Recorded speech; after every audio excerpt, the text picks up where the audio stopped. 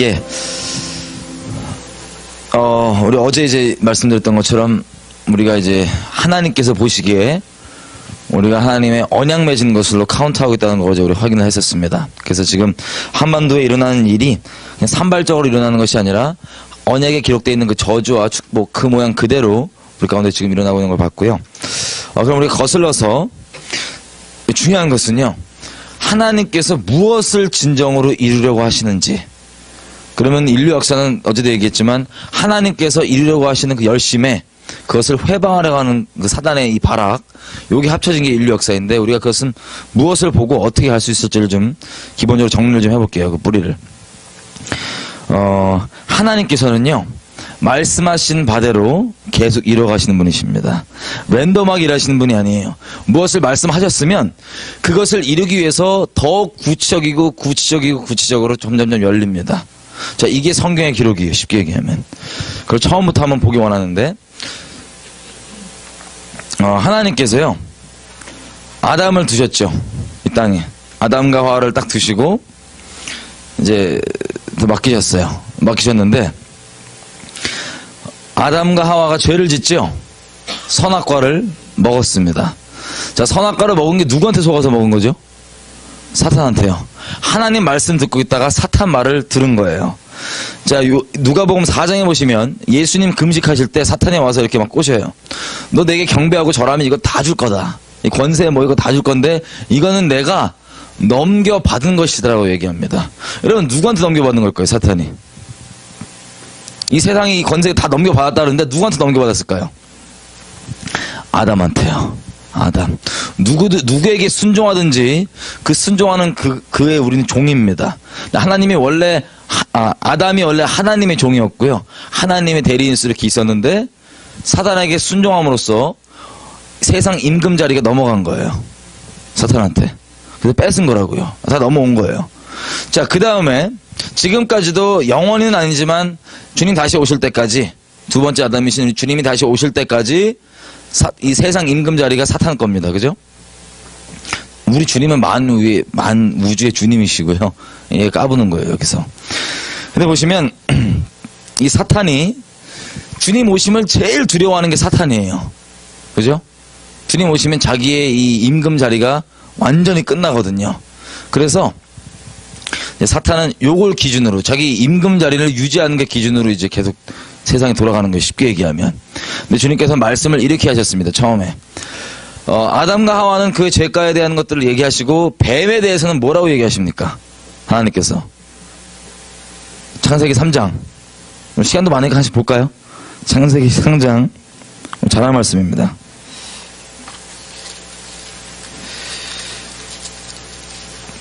(15절)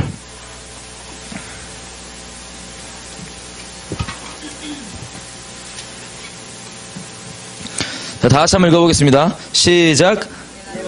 여자와 원수가 되게 하고 너희 후손도 여자의 후손과 원수가 되게 하리니 여자의 후손은 너희 머리를 상하게 할 것이요 너는 그의 발꿈치를 상하게 할 것이니라. 아멘. 자, 하나님께서 사탄한테 하시는 얘기는 딴 게 아니라 여자의 후손, 이 하와의 후손이 네 머리 박살날 거다. 너 그걸로 끝장날 거다. 라고 하는 거예요. 그럼 사탄은 지금 임금자를 가지고 있는데 나름 사탄이 되게 성경적이에요. 성경적인데 하나님을 향하게 만드는 성경적인 게 아니라 하나님을 대적하게끔 성경적이에요. 참 짜증나요, 이놈이. 그리고 나름 하나님이 어떠한 분이신지 알아요. 하나님이 말씀하시는 대로 이루시는 신실하신 분이라는 것도 잘 알아요. 그래서 사탄의 초점 집중은 뭐에 이어지냐? 분명히 하나님께서 여자의 후손으로 나를 박살낸다고 했으니까 누구만 막으면 돼요? 여자의 후손을 막으면 돼요. 사탄은 거기에 완전 포커스가 집중되어 있습니다. 그래서 보세요. 첫 번째 애들이 나옵니다. 가인과 아벨이 딱 나오죠. 자, 가인과 아벨 중에 누가 더 여자의 후손 후보에 가까워요? 누가 더 캔디데이트에 가까워요? 여자의 후손에. 아벨이 더 가깝잖아요. 그죠? 그래서 가인을 막 꼬셔갖고 아벨을 쳐 죽입니다. 자, 제가 미리 말씀드리지만 사탄은 얘기 들었었죠? 심판주가 아니에요. 심판자가 아니에요. 우리를 어떻게 뭐 능력에서 해코지하는 게 아니라 기껏 해봤자 사람을 속여갖고 사람을 이용해 먹던가 사람을 속여서 거짓말에 머물게 함으로 하나님의 죄, 거짓말에 쏟아지는 그 심판을 받을 때 같이 받게 하는 겁니다. 그래서 우리가 거짓말에, 진리가 아니라 거짓말에 속아 있다 지옥 가는 거고요. 어떤 문명이나 어떤 이 문화도 마찬가지예요. 거짓말로 하나님의 죄가 관영해 있을 때 거짓말 위에, 그 죄악 위에 쏟아지는 죄악을 같이 맞아서 망하게 하는 것. 이게 사탄의 한 짓입니다. 한마디로 거짓말을 잘한다고요. 능력 자체가 있어서 우리 어떻게 하는 게 아니라. 근데 이제 가인을 꼬셔갖고 아벨을 죽였어요. 인류 첫 번째 처음 일어났던 살인사건은 왜 일어났냐? 여자의 후손을 못 오게 하려는 그 영적 전쟁이에요. 하나님 그 말씀을 어떻게든 회방해 보려고 하는 그 영적 전쟁 때문에 일어난 살인사건입니다. 자, 그 다음에 쭉 이어져서 사탄이 거짓말을 막 해갖고 그 인류를 다 죄악이 관영하게 만들었어요. 그래서 하나님의 심판이 대홍수의 심판으로 쏟아질 때 하나님께서 노아한테 은혜를 베푸셔서 노아의 집안 8명이 방주에 나와서 겨우 우리가 지금 살고 있는 이 인류를 시작하게 합니다. 자, 이제 노아의 집안으로 어떤 약속이 이어집니까? 여자의 후손이 온다는 약속. 그리고 이 노아의 집안이 정착하자마자 또 사탄이 똑같은 방법으로 거짓말로 죄를 관영케 하고 바벨탑을 쌓게 해서 하나님의 진노를 쌓습니다. 하나님께서 치시기 전에 하나님의 목적은 거룩하셔서 심판할 수밖에 없지만 심판을 원하시지 않는 게 하나님의 본심이시기 때문에 급히 오셔서 언어를 흩으세요. 언어를 쭉 흩으니까 민족들이 뿔뿔이 다 흩어지죠. 그 다음 주님께서 창세기 12장 아브라함을 부르십니다. 자, 아브라함도 지금 여자의 후손 후보예요. 근데 주님께서 이 약속을 좀 더 확실하게 어떻게 얘기하시냐면 좀 뿔리세요. 내가 너를 그 여자의 후손, 그 복의 통로로 삼을 건데 네 자손들이 민족을 이룰 것이다. 많은 하나님께서 하신 말씀이 업그레이드 되죠. 점점 구체화되는 거예요. 이렇게 산발적이지 않고 한 맥을 쭉 관통합니다. 자, 그래갖고 이제 아들이 나와야 되는데 잘 안 나왔어요. 기껏 해봤자 이삭 나오고 이삭도 용 써갖고 쌍둥이 하나 나오고. 자, 야곱과 에서 나오죠. 자, 야곱 때부터 사탄은 포커스가 똑같아요. 여자의 후손 누구냐? 근데 야곱 때부터 애들이 조금씩 나오기 시작해요. 애들이. 그 애들이 몇 명인지 아들이 생겼는데 사탄은 집중이, 야, 누가 여자의 후손일까 이거예요. 근데 그 중에서 누가 후보가 가까워요? 요셉이 꿈꿨대. 갑자기 꿈꿨대. 저희 형들아 나 경배하던데 나한테? 이러니까는 사단이 딱 눈빛이 이놈이구나. 이래갖고 또 똑같이 다른 형들을 막 선동을 하고 아벨을 선동한 거랑 똑같아요. 지금도 마찬가지예요. 지금 일어나는 무슨 바리새인들이 뭐 이렇게 신앙인들 치고 똑같은 거예요. 이거를 급해갖고 또 요셉이 후보니까 여자 후손이니까 선제 공격을 하는 거예요. 막 형들을 막 시기 질투 막 이렇게 뻔뿌질 해갖고 죽이려고 그래요. 여자 후손이니까. 근데 죽이려고 그러는데 그 사탄보다 유다 형이 조금 더 나빴어요. 유다가. 어차피 죽일 거 이렇게 죽이려고 마음 딱 들어가서 죽이려고 그러는데 어떻게 되냐면, 야, 어차피 죽일 바에는 우리 엿을 바꿔 먹자. 팔아먹자. 이래갖고 애를 팔아요. 안 죽이고. 어차피 죽일 거니까. 그래갖고 팔려갑니다. 요셉이 팔려가서 거기서 이제 또 공격들이 들어오죠. 어떤 공격들이 들어오냐면 보디발의 아내, 뭐 이상한 여인네가 막 들이대고 막 이런 것들이 다 공격들이에요. 근데 타협지 않고 있었기 때문에 또 모든 걸 다 동원해서 죽여야 되는데 어떤 섭리 가운데 못 죽이고 감옥에 갔어요. 강간 미수범이 됐어요. 그러다가 이 개인적으로 요셉의 마음이 준비가 되니까 주님 앞에 주님께서 바로에게 꿈 땡땡땡 주시더니 갑자기 답안지 딱 주셔갖고 바로 그냥 총리를 삼아버리십니다. 세상 참 쉽죠. 자, 그래서 총리가 됐어요. 주님 주권이십니다. 높기도 하시고 낮추기도 하시고 가난케도 하시고 부하게도 하시고. 자, 그리고 총리가 됐는데 그 다음에 이제 이 총리가 된 다음에 야곱 집안이 애굽으로 들어와서 가장 좋은 고센 땅에서 이제 갑자기 정착하자마자 주님께서 생명의 주관자이신데 히브리 여인들의 태를 열어버리셨어요. 그래갖고 애가 막 나와요. 쫙. 그래서 드디어 민족이 됩니다. 이게 어떻게 막 카운트가 안 되게 막 나오는 거예요. 그럼 생각해보세요. 사탄 입장에서는 요셉 가족 70명대만 해도 긴장만 풀지 않으면 요리조리 봐갖고 누가 여자의 후손인지 잘 카운트가 되는데 애굽에 들어오자마자 이 집안이 갑자기 애를 막 낳는 거예요. 쫙! 이 70명 집안이 민족이 되는 순간이에요. 몇백만 명이 된다고요. 이 70명이. 그리고 그때부터 너무 숫자가 많아지니까는 어떻게 해요? 바로 있죠. 바로를 꼬셔요. 너무 급해갖고 마음이 얘가. 바로를 꼬셔갖고 쫙 이제 죽이는 거예요. 그래서 히브리 아이들 막 죽이죠. 이 대학살이 왜 일어났냐면 하나님의 그 언약을 회방하려고, 하나님께서 여자의 후손 오게 한다는 걸 회방하기 위해서 이런 일이 일어난 겁니다. 그럼 제가 이거 하나하나 말씀드릴 때 지금 우리 사회 가운데 일어나고 있는 일들을 적용하시면 바로바로 이해가 되실 겁니다. 특별히 북한 관련해서도요. 북한에서 끔찍한 대학살이 왜 일어나고 있는지, 그게 오늘 아침으로 들여다보는 이유입니다.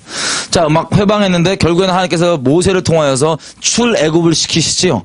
출애굽을 해서 하나님과의 언약이 더 구체화됩니다. 네가 내 말을 잘 듣고 내 언약에 거하면 너희가 내게 대해서 제사장 나라가 될 것이다.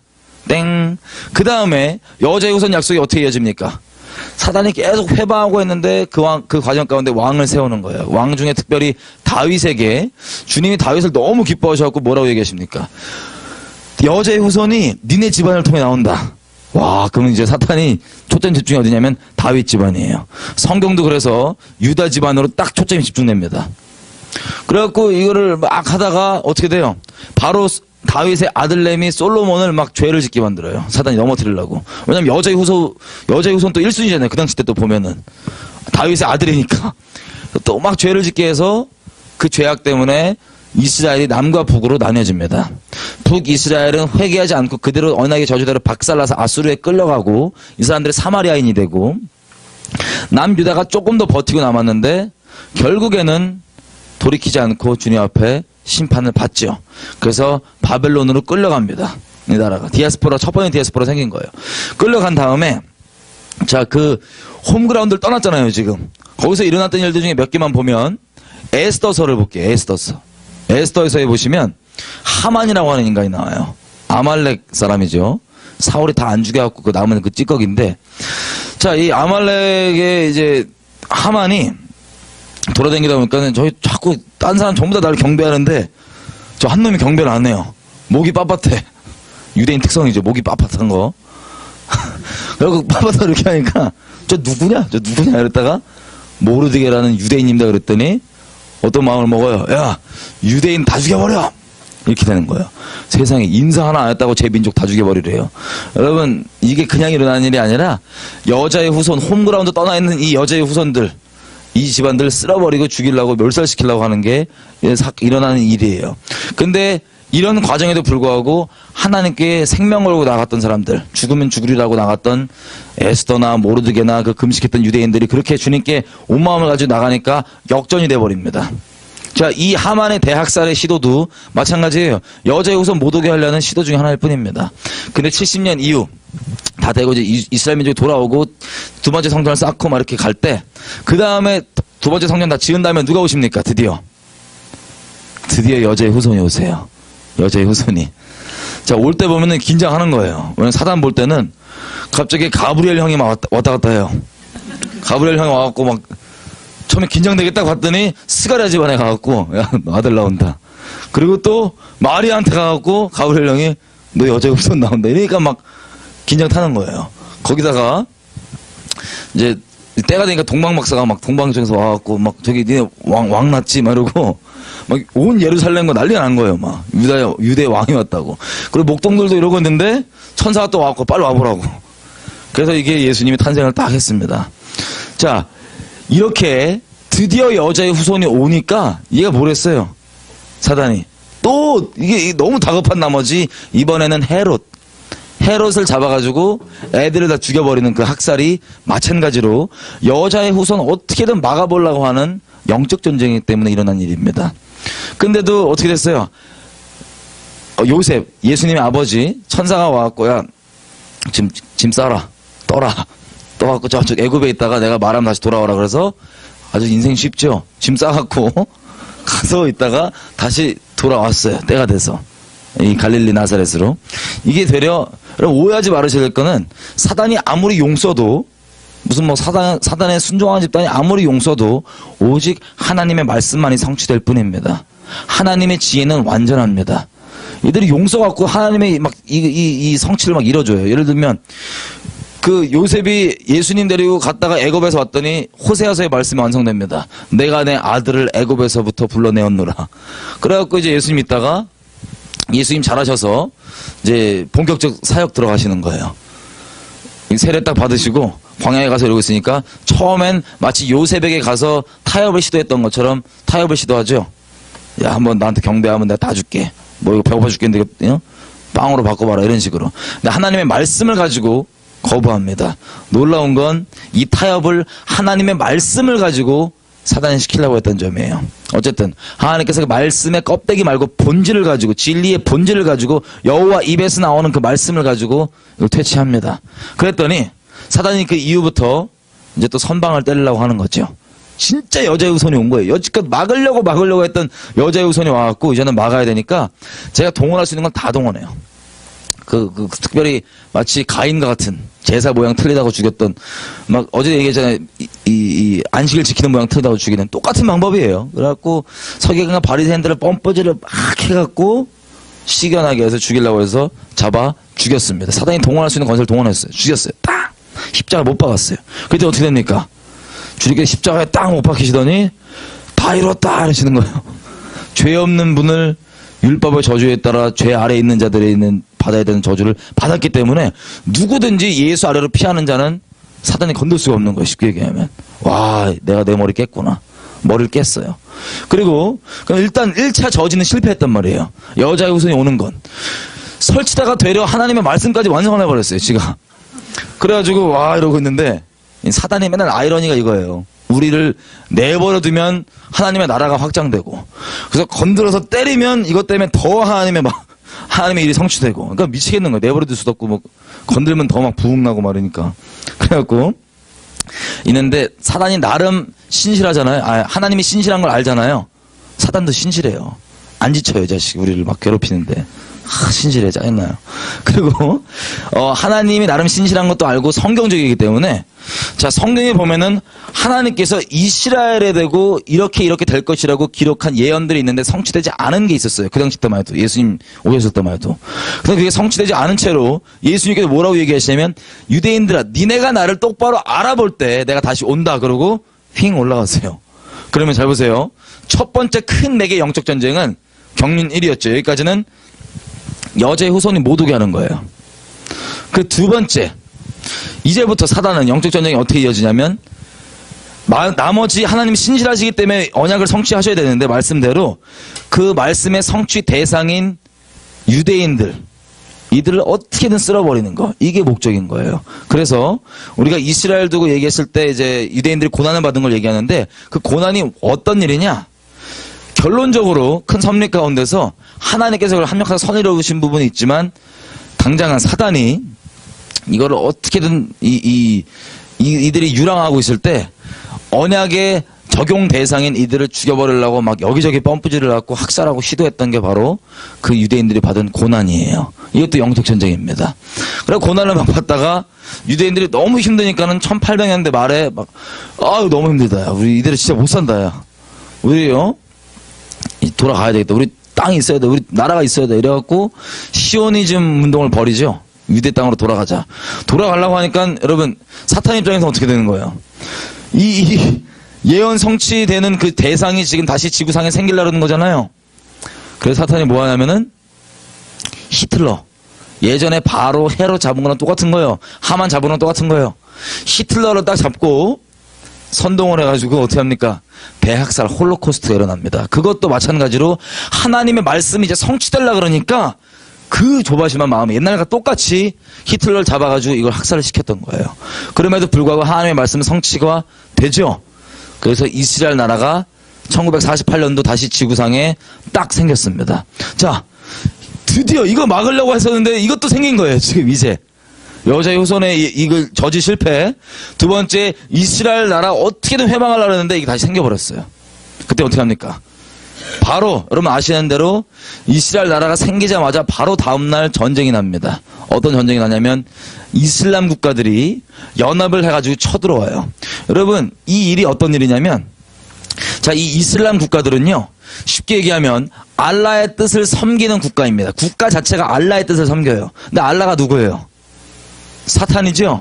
사탄은, 잘 보세요, 하나님은 말씀하신 언약을 열심으로 성취하려고 하시는 분이시고, 사탄은 열심으로 이 언약을 회방하려고 하는 게 이 사탄의 목적입니다. 근데 그 언약을 회방하려는 사탄의 목적을 섬기는 국가들이 연합을 해갖고 이스라엘을 쳐들어와요. 그 전쟁이 왜 일어났냐면 이것도 똑같이 그냥 세상 일이 아니고 정치 일이 아니고 영적 전쟁입니다. 이스라엘 국가가 딱 생기니까 이걸 어떻게든 막아보려고 공격 들어가는 거예요. 근데 어떻게 됩니까? 이스라엘이 이기죠? 자, 전쟁은 여호와께 달렸기 때문에 뭐 전력으로 따지면 이스라엘이 이길 수가 없었어요. 이제 겨우 홀로코스트 끝나고 돌아온 마른 뼈예요. 근데 막 낙타 형님들 기름진 그 아랍 형님들 막 이러고 단체로 떡대를 밀고 쳐들어오니까 마른 뼈가 막 이쪽에서 좀 싸우다 보니까 이겨요. 전쟁은 여호와께 달렸으니까. 그래가지고 하나님의 말씀만 성취됐지요. 이사야서 66장에 뭐라고 되어 있습니까? 어떤 나라가 하루 만에 생기겠느냐. 근데 시온은 이스라엘은 괴로워갖고 이렇게 하는 동시에 애가 생긴다. 하루 만에 나라가 생긴다. 그 국민들을 순산했노라. 아멘. 말씀만 성취되는 것 뿐이에요. 계속. 그래갖고 이러고 있다가 인간적으로도 얼마나 좀 쪽팔리겠어요. 우리 낙타 형님들이. 마른 뼈 쳐들어갔다 지금 왕창 깨져갖고 그러고 있는데 이래갖고 계속 승질내는 게 뭐냐면 중동전쟁이에요. 중동전쟁. 그 중에서 1967년도에 이제 또 이 낙타 형님들 쳐들어가는데 이제 마른 뼈가 또 막 싸우죠. 막 삐걱삐걱. 그때 혹시 보셨는지 모르겠지만 거의 이스라엘의 현대전은 열왕기예요. 근대에 일어나는 이스라엘의 현대 전쟁은 11개예요, 11개. 정말 전쟁은 여호와께서 계속했어요. 예를 한번 들어볼게요. 1967년도에도 전쟁이 딱 났는데 이 낙타 형님들 쳐들어왔잖아요, 단체로. 근데 이스라엘에 예를 들면 이런 일이 일어났어요. 군대 가면 남자 여자 군대 다 가니까 이스라엘. 군대 가면 고문관이라고 있어요. 고문관 뭔지 아세요? 진짜 맑게 못 알아듣고 막 그 모두를 공경에 빠뜨리는 고문관이라고 있어요. 전문 용어예요. 고문관 있을 거 아니에요, 이스라엘에도. 그 전쟁 중에 이스라엘 병사 고문관 하나가 이 대열에서 이탈하고 길을 잊어버린 거예요. 그리고 어디로 들어가냐면 이집트, 그러니까 적진으로 들어가요. 들어가다가 아니면 나와야지. 얼마나 고문관이면 들어가요, 그 안에. 들어가는데, 자, 우리가 이집트 병사 되면 적군 들어오면 어떻게, 죽여버리면 끝나잖아요, 그죠? 한 명인데, 말단, 사병. 들어오는데, 얘가 놀라고 이집트 이 군대니까 도망간 거예요. 근데 이집트 병사들이 얘를 죽이는 게 아니라 무기 던지고 손 들고 막 다 따라와요. 쭉. 따라와갖고 이제 겨우 이 고문관이 자기 본진을 찾아왔어요. 그랬더니 얘가 어디 갔나 했더니 뒤에서 이집트 병사를 주주주 달고 오는 거예요. 그래갖고 이제 이스라엘 그 지도자가 장교가 일단 다 포박을 한 다음에 물어봤어요. 아니 저는 그냥 죽여버리지 왜 따라왔냐고. 그때 이 이집트 병사들이 하는 말이 뭐냐면 내가 사람이랑은 싸울 수 있어도 하나님의 천사들이랑은 못 싸운다. 이들 눈에는 천사들이 쫙 둘러싸갖고 중무장으로 이렇게 위협을 하고 있던 거예요. 그래서 쫄아갖고 다시 따라온 거야. 자, 이게 한 가지 예인데요. 이스라엘 전쟁이 이래요. 근대 전쟁. 그러니까 11개랑 똑같아요. 여러분, 그래서 1967년도 전쟁에 의해서는 어떤 일이 일어났냐면, 자, 1948년도 때 이스라엘 나라가 처음 생겼을 때만 해도요, 예루살렘 도시는 이스라엘 게 아니었어요. 근데 1967년도 괜히 또 아랍 형님들이 쳐들어왔다가 시비 걸었다가 예루살렘까지도 이스라엘로 빼앗기게 된 거예요. 자, 이 기록되어 있는 예언들을 보면 민족은 이스라엘 민족에 대해서 일어난다는 일들이 예언되어 있고 특별히 도시를 하나 계속 얘기하시는데 어떤 도시입니까? 예루살렘 얘기합니다. 그래서 그 언약의 성취 대상인 이스라엘 민족과 예루살렘이 다 회복된 거예요. 괜히 아랍 형님들 까불다가. 자, 이렇게 됐습니다. 정리하고 싶은 건 이거예요. 우리 주님께서는 과거나 지금이나 앞으로나 동일하신 분 맞으시죠? 사람들이 많은 착각을 합니다. 구약의 하나님은 좀 틀리고 신약은 좀 틀리다. 예를 들면 구약의 하나님은 막 승질이 아주 불같으신 막 호랑이 선생이었는데 아들 낳고 많이 승깔이 죽으셔갖고 지금 막 이빨 빠진 호랑이 이렇게 생각하시는 분들이 있는데 절대 아닙니다. 우리 주님은 동일하신 분이십니다.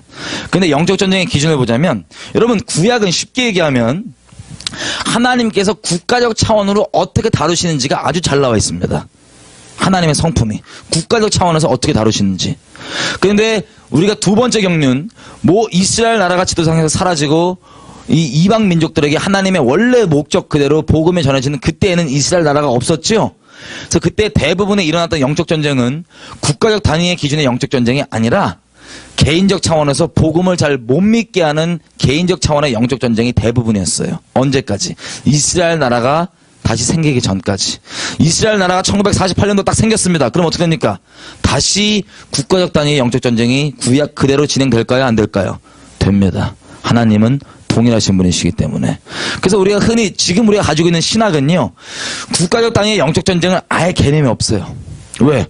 그냥 두 번째 겪는 때 개인적 차원에서 복음이 전해질 때 있는 그게 다기 때문에. 예를 한번 들어볼게요. 제자들이 와서 사도행전 1장에 보면은 예수님께 물어봐요. 주여, 지금 제자들한테는 예수님이 부활 살아나시고 살아나신 분이 애들 쫓아와갖고 다 모아놨잖아요. 애들 막 너무 쫄아갖고 막 다 뿔뿔이 흩어졌는데 본인 스스로 이 꼴을 파악해갖고 다 내가 무슨 제자냐 그러고 흩어진 애들을 주님께서 부활하신 채로 계속 애들 다시 끌고 와요. 다시 모았단 말이에요. 그래갖고 이 제자들은 예수님이 정말 주님이신 게 메시아이신 게 아주 확정돼 있어요. 10년 가운데. 메시아인 게 확정이 돼 있으니까는 바로 물어봤던 게 사도행전 1장 6절 이렇게 물어봐요. 주여, 주께서 이스라엘 나라를 회복하시는 게 지금입니까? 그럼 이게 무슨 뜻인 줄 알아요? 선지서들에 보면 메시아가 오면 이스라엘 나라가 어떻게 된다는 얘기들이 나와 있어요. 이스라엘 나라가 강건해지고 뭐 이런 것들 있죠? 이게 나와 있는데 그게 이루어지는 게 지금이냐고 물어봐요. 그때 예수님께서 뭐라고 얘기하시냐면, 야, 그런 거 없어라고 얘기하지 않으셨어요. 그때는 니네 알 바 아니고 지금의 경륜, 지금은 이방 민족들에게 복음이 전해져야 되니까 너희가 복음에 힘써라. 예루살렘, 뭐 유대, 사마리아 땅끝까지 복음에 힘써라라고 얘기를 해요. 때와 기간은 지금 네가 알 바 없고. 무슨 뜻인지 아세요? 그 구약에 일어나는 이스라엘이 이렇게 서는 나라가 서는 그게 안 일어난다고 얘기하시는 게 아니에요. 그때는 지금 아니고 너희 그거 신경 쓰지 말고 그건 나중이니까 그냥 지금은 복음에 힘써라라고 얘기하는 겁니다. 이해가 되세요? 근데 우리는 흔히 이 이스라엘 나라가 사라지고 국가적 단위의 영적 전쟁이 없을 때 만들어진 신학은 무조건 개인적 차원으로만 영적으로만 이해하기 때문에 이거에 대해서 이런 얘기까지 합니다. 예수님이 오셨을 때 나라를 뭐 어떻게 세우고 이런 것들은 주님의 뜻이 아니다. 나라를 견고하게 하는 것은 주님의 뜻이 아니다. 주님께서 로마 제국들, 뭐 로마 병사들 다 쓸어버리고 나라를 세우는 게 그게 주님 뜻인 줄 알았냐? 때가 아니었기 때문에 그런 거예요. 때가 아니었기 때문에. 이해가 되세요? 그 일이 주님이 원하시지 않는 게 아니라 원래 언약의 본질은 어제도 얘기했지만 출애굽기 19장 5절 6절 개인적 차원에서 복음을 믿는 사람들이 예수님을 정말 왕으로 주님으로 모시는 사람들이 제사장 나라를 만드는 게 언약의 온전함입니다. 온전한 통째로의 언약입니다. 근데 주님께서 쉽게 얘기하면 이스라엘 민족들이 그렇게 예수님 믿었을 때 뭘 얘기하시는 거냐면 너희만 내 백성이 되는 게 아니고 나를 왕으로 여기는 이 일이 모든 민족 가운데 일어날 거다. 이게 이 성경에 말하는 예언 성취죠. 이스라엘의 왕이신 예수님을 다 왕으로 받드는 이것. 그래서 제가 이스라엘 연방이라는 얘기를 좀 했었습니다. 언급을. 하여튼 그런 거. 이게 지금 시대 가운데 일어나는 일이에요. 지금 시대 가운데. 이스라엘이 다시 생겼습니다. 국가적 단위의 영적 전쟁이 다시 시작됐다고요. 개인적 차원의 영적 전쟁뿐만 아니라 국가적 단위의 영적 전쟁도 다시 시작돼 있습니다. 그래서 이것을 우리가 눈을 똑바로 보지 못하면 예전에 있었던 경륜, 두 번째 경륜에 만들어진 신학 틀에서 보면 이거를 이해 못하지만 말씀 그대로 있는 그대로 보면 이걸 이해할 수 있는 겁니다. 이게 참 깨야 되는 큰 견고한 진이에요. 제가 너무 황당한 얘기하네요, 여러분들한테. 신학하신 분들은. 어쨌든 이렇게 돼서 말씀이 성취되고 있는데 지금 몇 가지 한번 볼게요. 이런 일이 일어나고 있습니다. 자, 정치 지도자들이요. 무슨 얘기를 하냐? 이런 얘기를 해요. 오바마 형님이건 뭐 누구든 간에 평화를 위해서는 이스라엘이 1967년도 이전의 영토로 다 돌려놔야 된다. 영토들을. 내뱉어야 된다. 그러면 평화가 온다라고 얘기합니다. 오바마 형님도 그러고 뭐 아바스 다 얘기를 해요. 이스라엘도. 잘 들으세요. 이 평화, 가짜 평화죠. 미리 얘기하지만 이스라엘이 1967년도 얻었던 땅들을 다 포기해야지만 진짜 평화가 온다고 얘기하는 거예요. 그리고 여러분 이란이라는 나라 있죠. 이란도 이슬람 중에 이슬람은 크게 파가 두 개예요. 시아파, 수니파인데 시아파는 쉽게 얘기하면 은사주의예요. 우리로 따지면 뭐 계시 받고 막 이래요. 이슬람 시아파의 종주국이 이란입니다. 그 알라의 뜻을 받들어 가시겠다는 그 국가 자체인데 얘네는 아주 대놓고 얘기를 하는 게 이런 거예요. 이스라엘은 지구상에서 쓸어 죽여버려야 된다. 아주 저것들은 소멸시켜야 된다. 다 학살해야 된다. 그리고 뉴욕에 모이면 이 이란 지도자가 반유대 컨퍼런스를 열어요. 전 세계를 대상으로 아주 열심히 양반이에요. 자, 이렇게 대놓고 이스라엘을 막 죽여버려야 된다고 하는 애들인데, 자, 보세요. 다른 나라들도 그렇고, 저 이란도 그렇고, 이란이 딱 이렇게 얘기합니다. 이스라엘은 다 쓸어버리고 소멸시켜야 되는데 딱 한 가지. 이스라엘이 1967년도 이전 영토로 돌아가면 1967년도에 얻었던 영토를 내뱉으면 그때는 봐주겠다. 여러분 왜 1967년도일까요? 뭐 때문에? 1967년도 영토가 뭐 때문에요? 특별히 어떤 도시가 이스라엘로 돌아왔어요? 예루살렘으로 돌아왔죠? 이게 하나님 기준에서 언약의 예언의 성취고 예언의 성취 대상이 돌아온 거예요. 그래서 이 지도자들은 본인이 인식하건 인식하지 않건 이 모든 발언들은 하나님의 언약을 기준으로 하나님의 말씀을 기준으로 얘기를 하고 있는 겁니다. 그래서 이 말씀을 이 진리를 타협하면 가짜 평화를 주겠다 이거예요. 이 똑같은 가짜 평화 짜증나요? 자, 이러고 있는 겁니다 지금. 자, 그리고 우리 보시면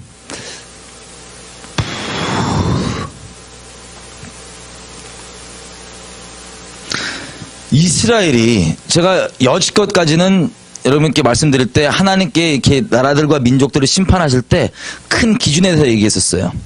하나님의 진리를 이제는 본인이 어길 뿐만 아니라 이 끔찍한 것들을 옳다고 얘기하고 불법을 합법함으로써 하나님의 진리를 불법화하는 이 상황이 하나님께서 심판을 참을 수 있는 마지막 상황이라고 말씀드렸었습니다.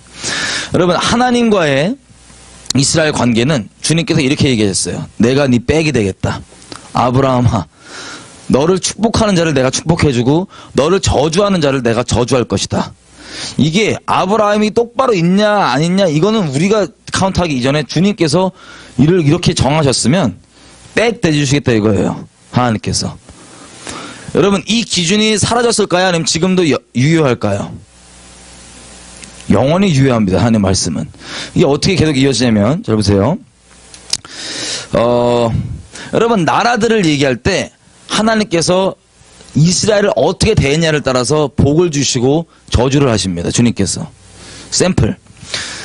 요셉이 꿈꾸고 이제 내려갔잖아요. 애굽으로. 거기서 그때 바로가요. 이집트가요. 요셉을 선대해주고 그리고 야곱 집안을 가장 좋은 고센 땅 내어주고 막 선대해줘요. 축복해주는 거죠. 그때 어떻게 됩니까? 7년 동안 기근에 의해서 다른 나라들은 다 먹을 게 없어서 굶어 죽어가는 그때 애굽은 받는 자보다 주는 자가 복이 있다고 하신 하나님의 말씀 그대로 그 열방 가운데 나누는 자가 돼요. 국가적으로. 왜? 그 축복이 왜 왔냐면 이스라엘을 선대했기 때문에 그래요. 그 다음 같은 이집트라 그래도 다음 바로가 자 요셉을 모르는 바로가 일어나갖고 어떻게 돼요? 사단의 선동 따라서 이스라엘 민족을 완전 학살하고 죽여버리고 막 이러죠. 이랬더니 어떻게 됩니까? 10가지 재앙이 일어나서 나라가 박살나고 끝장나버립니다. 이것도 왜 일어났냐면 그냥 주님께서 쓸데없이 하시는 일이 아니라 이스라엘을 저주하고 죽였기 때문에 주님께서 그거에 따라서 치시는 거예요. 그리고 출애굽한 다음에 올 때도 민족들이 이스라엘에게 까불었던 민족들이 있어요. 아말렉 뭐냐 보면 괜히 막 쳐들어오고 까불고 그랬잖아요. 주님께서 아말렉을 진멸하라 명하실 때 그 목적이 분명합니다. 그 원인이 저들이 내 백성 이스라엘을 쳤기 때문에 저너를 진멸하라. 이게 주님 뜻이고요. 이 선지서들도 보면은 애굽, 에돔 이런 나라들 막 얘기할 때 주님께 뭐라고 얘기하시냐면 이스라엘이 저렇게 끔찍한 일을 당하는데 주는 형제임에도 불구하고 저걸 비웃고 저주했다 조소했다. 그래서 주님께서 애굽을 치신다. 에돔을 치신다. 자 모든 국제 관계는 이스라엘이 중심이에요. 우리가 이스라엘을 어떻게 보든 그건 우리 의견이고요. 주님께서 그렇게 정해 놓으셨습니다. 근대사도 마찬가지예요. 사람들이 이제 이스라엘이 열리다 보면 약간 오해할 수 있는 게 뭐냐면 이런 거예요. 이스라엘만 중요하고 다른 나라 선교는 중요하지 않다라고 생각할 수 있어요. 여러분 이것 때문에 기존 교회들도 이스라엘 얘기하면 좀 승질내는 부분들이 있는데 오해하지 말아주셔야 할 건 이겁니다. 우리가 이스라엘 회복을 통해서 저번에 확인했던 것처럼 하나님께서 우리 이방 민족들을 구원하시고 부흥을 주신다면 그 이유가 궁극적으로 어떤 민족을 시기케 나게 하기 위해서 주신 겁니까? 너무 어려운 얘기였어요. 이스라엘 민족을 시기케 나게 하시려고 주님께서 우리를 구원하시고 부흥을 주시는 거죠. 큰 섭리 가운데서. 이스라엘 민족은 주님께서 왜 회복하시려고 그럽니까? 이스라엘은 원래 민족적 부르심이 모든 민족에게 복음의 통로가 되는 복의 근원이 되는 게 이스라엘의 존재 목적이에요. 그래서 열방 부흥과 이스라엘 회복은 본질적으로 같은 얘기예요. 부르심만 다를 뿐이에요. 궁극적으로 같은 얘기를 하는 겁니다. 주님께서. 그런데 이것만 귀하고 이것만 안 귀한 거 아니에요. 오해하지 마세요. 우리 부르심 따라서 가면 되는 겁니다. 근데 큰 섭리 가운데 이걸 통해서 주님께서 뭘 이루실지를 아는 게 좌로나 우로나 치우치지 않고 갈 수 있는 건데, 다시 얘기하면 선교도 간접적이지만 이스라엘과 연결이 되어 있는 거예요. 예를 한번 들어볼게요.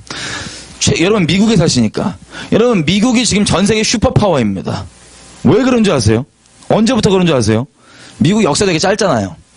미국이 흠이 많고 이 나쁜 짓 많이 했어도 어떤 나라든 완벽한 선은 없잖아요. 그죠? 주님만 완전한 선이시지. 그랬어도 미국이 지금 슈퍼파워가 된 계기는요, 이스라엘을 나라 정책적으로 아예 친이스라엘 정책으로 딱 확정하자마자 미국이 전 세계에서 슈퍼파워가 됩니다. 그 전까지만 해도 그냥 고만고만했어요. 강력도 사이에서.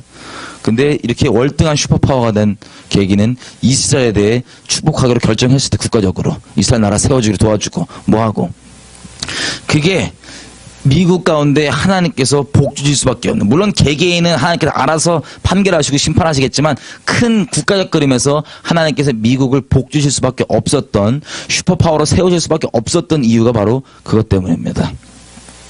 근데 지금 보세요. 미국 자체만 두고 보면 개인적 차원에서는 하나님의 진리 다 바꿔먹고 하나님의 진리를 불법화하고 있고 동성애나 이런 죄악들을 합법화하고 있는 이것 때문에 하나님의 진노가 쌓이고 있었어요. 점점 심판이 하나씩 떨어집니다. 그거에 따라서. 근데 이 심판이 무차별적으로 쏟아지지 않았던 이유는 뭐냐면 이스라엘에 대한 축복의 이 부르심이 이게 바로 하나님의 심판을 그래도 좀 커버하고 있었던 거예요. 근데 오바마가 대통령 되자마자 이거 다 치워버렸죠. 미국의 복을, 미국의 방패를 다 치워버린 거예요. 그랬더니 지금 아신지 모르겠지만 중부 이런 데서 계속 재앙들이 어마어마하게 납니다. 그게 그냥 나는 게 아니에요. 주님의 심판입니다. 이게 있으면 더 크게 계속 오겠죠. 자, 이런 식으로 돼 있고, 영국도 마찬가지예요. 영국도 이제 그 큰 슈퍼파워가 있을 때가 언제냐면 세계 선교할 때 가장. 기본적으로 이제 근대사들의 선교의 역사들을 보면요, 선교에 열심히 나라, 우리나라 지금 포함, 선교에 힘을 쓰는 나라들이 국가적 경쟁력이, 국가적 영향력이 뛰어나게 됩니다. 왜냐면요, 선교의 목적, 자, 이 이방 민족에게 복음을 전해지면 또 결국 이걸 통해서 어떤 민족을 주님께서 복 주시려고, 시기게 하시려고? 이스라엘을.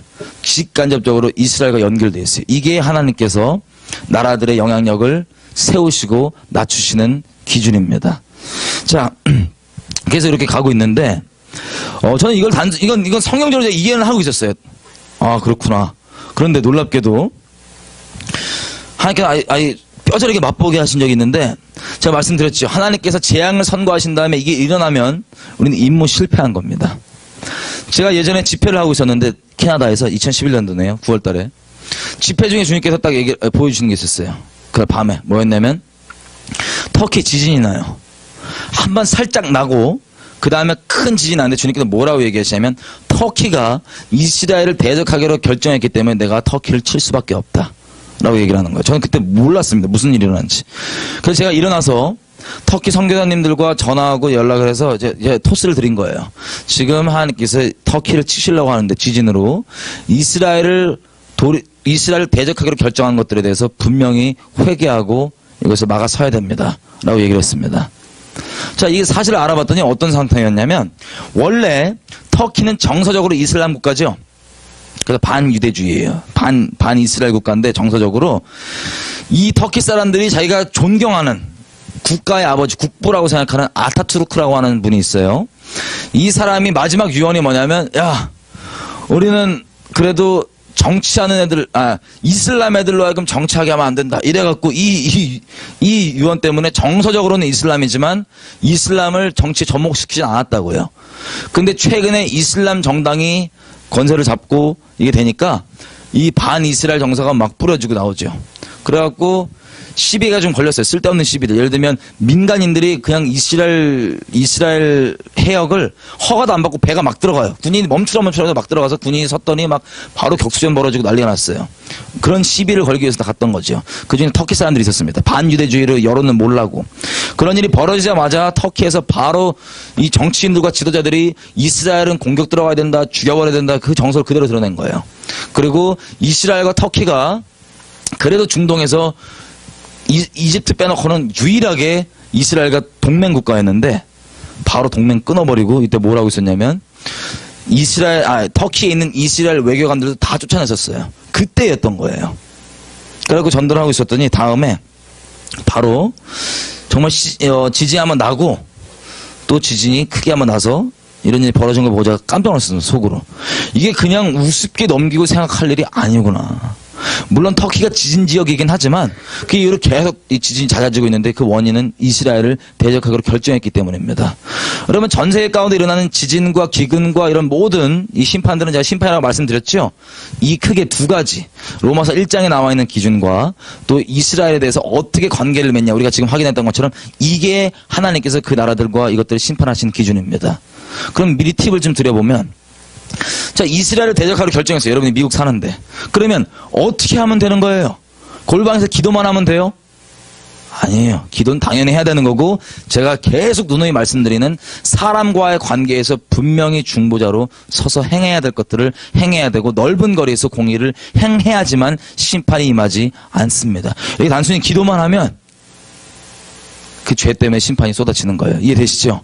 그래서 마지막 때 제가 그렇게 외치고 얘기하는 사람들 통하여서 그래도 아직 주님께 돌아오지 않는 사람들이 확실하게 하나님을 알고 듣고 마지막 때 주님께 돌아와서 주님 오실 길을 예비하는 구원하는 역사가 그렇게 넓은 거리 가운데서 선지자적인 역할을 감당하는 그리스도인들 통하여서 이게 된다고 분명히 말씀드렸던 겁니다. 자, 그러면 이제 우리 나라를 좀 볼게요. 우리 나라는 어떻게 되어 있냐? 이게 또 논란이 좀 있는 얘기인데요. 이명박 정권. 자, 이명박 정권 때 어떤 일이 있었냐면 아랍에미리트랑 원자력 발전소 지어주기라는 그 원전 수주라 그러죠. 그거를 협정을 맺었어요. 이게 엄청난 성과라고 얘기합니다. 근데 놀랍게도요. 아랍에미리트는 중동에 조그맣게 있는 나라고요. 우리나라도 저쪽 동쪽 끝에 조그맣게 있는 나라인데 뭐 군사적으로 뭐 없잖아요.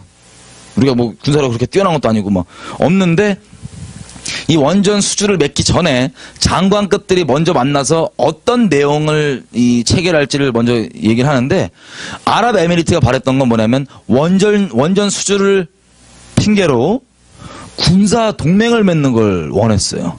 아니 군사적으로 대체 뭐가 연결이 돼요 우리가. 근데 군사 동맹을 맺는 걸 원전 수주의 본질이었어요. 원전을 파는. 여러분 저 아랍에미리트랑 우리나라랑 군사적으로 동맹 맺으면 뭐 어떻게 돼요? 별거 없어요. 그죠? 근데 그게 목적이었다고요. 여러분 이게 쉽게 얘기하면 우리 눈에 볼 때는 와 원전 수출하고 잘 나간다라고 얘기할 수 있지만 영적으로 보면 힘이 불안하고 우려되는 부분이 뭐냐?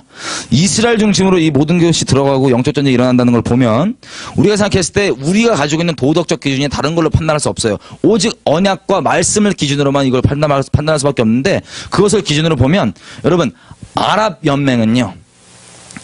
일부러 마귀한테 속아서 저주받는 자리에 있습니다. 이스라엘을 대적하는 자리예요. 근데 그 자리 가운데 우리를 같이 저주받는 자리에 끼게 하는 시도로밖에 안 보여요, 저는. 큰 정사와 건설 차원에서 봤을 때. 저는 이것을 원년 수주나 돈 이런 것 때문에 그냥 체결을 했던 거예요.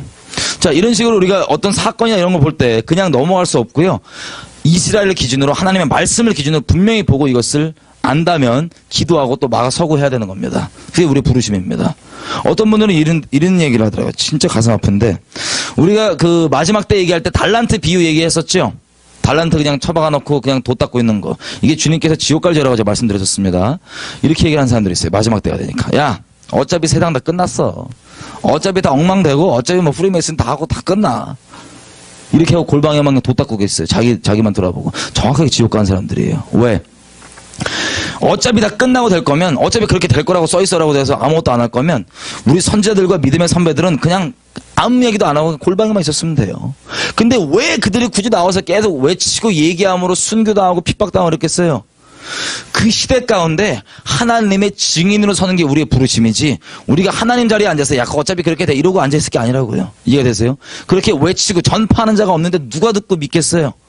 그 영혼으로 살리게 한 아버지의 마음 따라서 생명 힘쓰는 게 바로 우리가 계속 얘기하는 넓은 자리 가운데서 외치는 겁니다. 그 증인되는 모습입니다.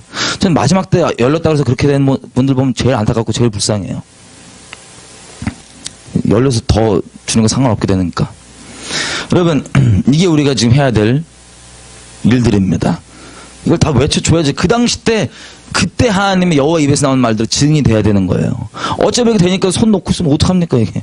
세상 그냥 끝나고. 우리 영혼들을 위해서 하나님의 뜻을 위해서 그렇게 가는 거예요. 그리고 우리가 이제 북한을 좀 오부터 볼 건데, 그럼 북한 봐봐요.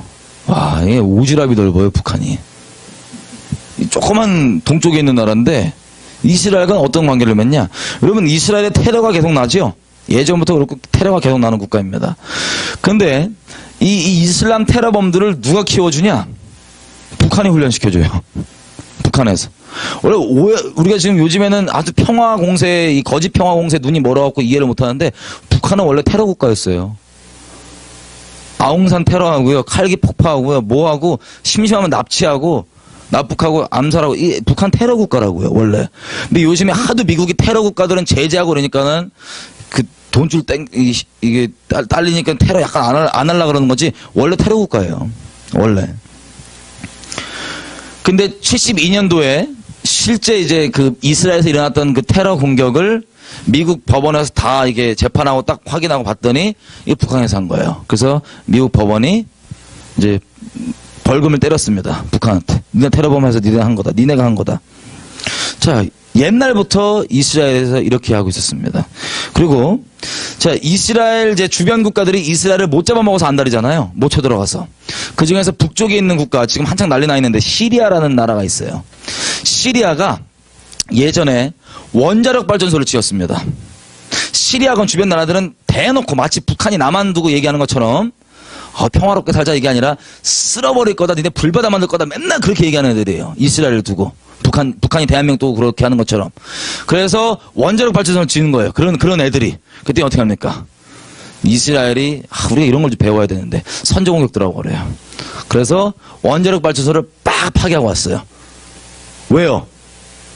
원자력 발전소 어차피 이거 핵 만들어갖고 이스라엘 칠 거니까요. 그거 뭐 바보도 아니고 당연히 맨날 그렇게 얘기를 하는데 우리처럼 바보인 민족이 없어요. 딱 쳤어요. 근데 그 원자력 발전소를 누가 지어줬냐? 북한이. 우리가 미국 얘기했던 것처럼 저 원자력 발전소 짓기 전에 먼저 선제공격 들어가서 북한 원자력 발전소만 깼어도 이스라엘이 이런 거 안 해도 돼요. 근데 이스라엘 우리보다 빠르죠? 딱 쳐요. 이거를 누가 지어주냐면 오지랖 넓으신 북한이. 하여튼 땅끝에 있으면서 하여튼 끼어들어요. 그리고 아까 얘기했던 이스라엘을 어떻게든 죽여버리고 멸망시켜야 된다고 얘기하는 이란 있죠? 이란도 무기를 누가 줍니까? 북한이 줘요. 북한이. 대단합니다. 정확히 반이스라엘 요 축으로 가는 거예요. 예전에 부시가 이런 얘기했죠. 악의 축 이란과 북한. 어쩜 나중에 예수 믿고 왔더니 어쩜 그렇게 영적으로 도회를 잘했는지.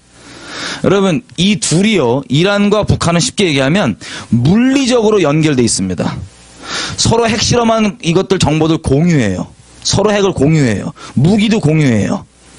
이란은 이쪽에 이스라엘 이렇게 죽여버리려고 그러고 북한은 우리 대한민국 죽여버리려고 그러고 물리적으로 공유돼 있고 영적으로도 공유돼 있어요. 둘 다 악의 축이에요.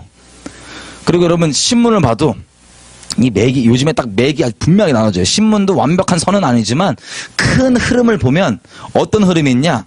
자, 어떤 신문들은요 내용이 다 이런 관점이 딱 이래요. 반이스라엘, 반미, 친북한, 친이슬람. 요게 큰 맥이에요. 이 신문들 보면. 그리고 또 이 상대되는 다른 신문들을 보면 친미, 친이스라엘, 그리고 반이슬람, 반북. 이게 아주 딱 정확히 상충되는 관점으로 지금 세상 언론들도 그렇게 돌아가고 있습니다. 우리나라도 그렇잖아요. 그죠? 이게 그냥이 아니라 영적 흐름이라고요. 전체적인. 이렇게 쭉 가는데 그러면 이스라엘 관련해서 지금 일어나고 있는 영적 전쟁을 우리가 봤어요. 언약을 기준으로 일어나는 영적 전쟁입니다.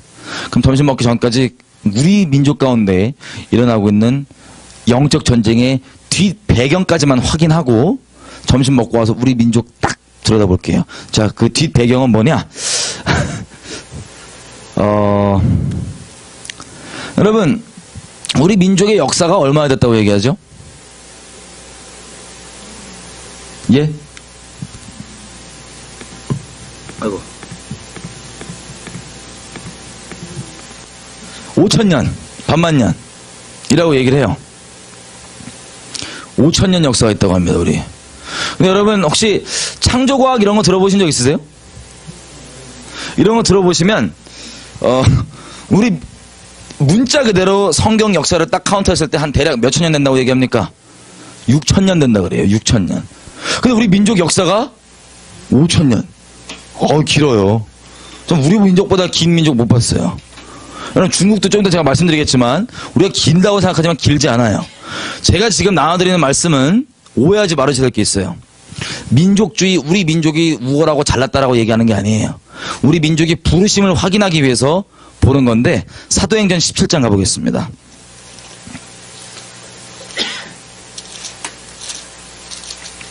(17장) 26절 27절. 사도행전 17장 26절 27절 한번 같이 읽어보겠습니다. 시작.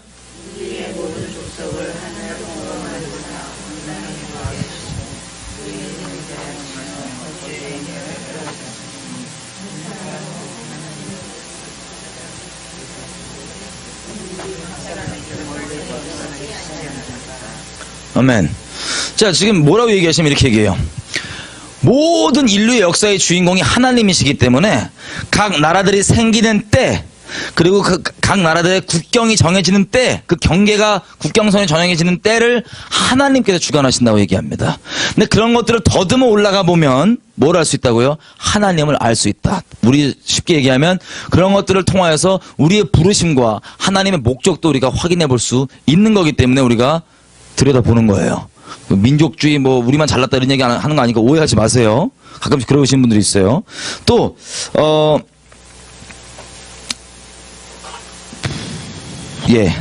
한번 확인해 보겠습니다.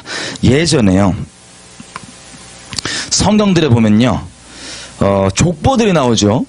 제가 첫날 와서 말씀드렸던 것처럼 하나님께서 성경을 기록한 목적은 백과사전처럼 쭉 팩트 파인딩 하라고 있는 게 아닙니다. 그죠? 하나님께서 전달하고 싶으신 메시지에 따라서 어떤 건 빼기도 하고 넣기도 하고 했었어요. 족보도 누가복음에 나와 있는 예수님 족보랑 마태복음에 나오는 족보랑 틀려요. 왜냐하면 전달하고 싶은 메시지가 틀리기 때문에. 마태복음 1장에 있는 족보는 14대 14대 14대 3번 나눕니다. 14는 히브리 말로 다윗이에요. 알파벳 따졌을 때. 다윗의 자손인 걸 강조하기 위해서 그렇게 얘기했던 거고, 풀 족보는 아니라고요. 근데 마찬가지로 창세기에 보면요, 하나님의 족보들이 나오는데 여기도 하나님께서 의도하신 바가 있습니다. 창세기 10장.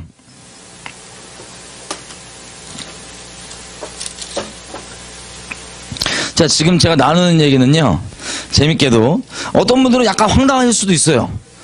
저는 제가 이걸 기도 응답으로 받은 거기 때문에 이게 이 감회가 좀 틀립니다. 예전에 제가 그 교회에서 같이 소풍 같은 걸 갔어요. 우리 교회에서 소풍 가갖고 있는데 갑자기 너무 궁금한 게 생긴 거예요. 뭐가 궁금한 게 생겼냐면, 우리가 왜 배달민족 혹은 박달민족이라고 부르는 걸까? 그 이유 아세요? 나 너무 궁금한 거야. 갑자기 네이버 뒤져도 안 나와요. 그래서 제가 물어봤죠. 목사님과 애들 좌했을 때. 그때 아무도 몰라요, 정확한 이유를. 그래서 그 자리에서 제가 가만있어 봐 그러다 물어봤어요, 하나님한테. 하나님, 너무 궁금한데 때가 되면 좀 알려주십시오. 그 응답을 여러분께 지금 나누는 겁니다. 또 어떤 이제 이스라엘에서 기도하는 선교사님이 계세요. 대만 분이에요, 대만 분. 이분이 대만 사람인데 이제 그 이스라엘에서 기도하시는 사역자신데, 이분이 기도하다가 하나님께서 이러셨대요. 야, 정확히 쌍둥이인지 형제인지 기억이 안 나요. 아무튼 형제라고 칠게요. 야, 이스라엘이랑 한국이랑 형제야. 이 사람이 막 대만 사람인데 다른 나라 다 냅두고 왜 하필 한국이냐 물어봤대. 와이. 대답이 없으시더래요. 또 막 기도하고 있는데 주님께 이러시더래요. 이들이 형제이기 때문에 이스라엘에서 무슨 일이 일어나면 한국에서 일어나, 한국에서 무슨 일이 일어나면 이스라엘에서도 일어나 라고 얘기를 했대요. 와이. 대답이 없대요. 그거에 대한 대답을 좀 제가 드리겠습니다. 자, 창세기 10장에 보면 족보가 나와 있는데, 이것도 마찬가지로 주님께서 전달하고 싶은 의도가 있으신 족보예요. 특별히 자, 노아의 그 부르심, 노아의 그 축복과 이 장자권 이런 것들을, 축복을 셈이 이어가죠. 아들 중에서. 셈이 이어가는데, 자, 이 창세기 10장 족보는 셈, 함, 야벳, 그 노아의 세 아들들에 대한 족보입니다. 그 중에서 셈, 그 축복을 이어가는 셈을 보면 21절 이렇게 시작합니다. 다 같이 읽겠습니다. 시작.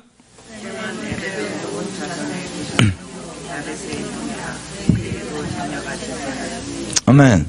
자, 이 노아의 축복을 이어가는 셈을 언급할 때, 언급 시작 부분에 뭐라고 얘기하냐면, 에벨 있죠, 에벨. 에벨의 자손들의 조상이다라고 얘기해요. 이걸 뭘 의미하는 거냐면, 에벨의 자손들이 뭔가 있다는 겁니다. 이해가 되시죠? 쉽게 얘기하면, 셈에게 이어지는 그 유업이 요 두 자손에게 이어진다는 것을 암시하는 겁니다. 아니면 이걸 얘기할 필요가 없어요. 왜? 좀 더 자세히 보겠습니다. 그럼 에벨에 온 자손이 누구냐? 이렇게 돼서 25절. 여러분, 에벨은 보통 기본적으로 장자는요, 이 축복은 장자들로 쭉쭉쭉 이어가잖아요. 근데 에벨은 장자도 아니에요. 몇 대 밑에 막 장자가 아닌데 에벨의 두 자손, 온 자손이 이걸 이어간다고 언급하는 건 이유가 있다고요. 그 목적이. 에벨의 자손은 25절 읽겠습니다. 시작.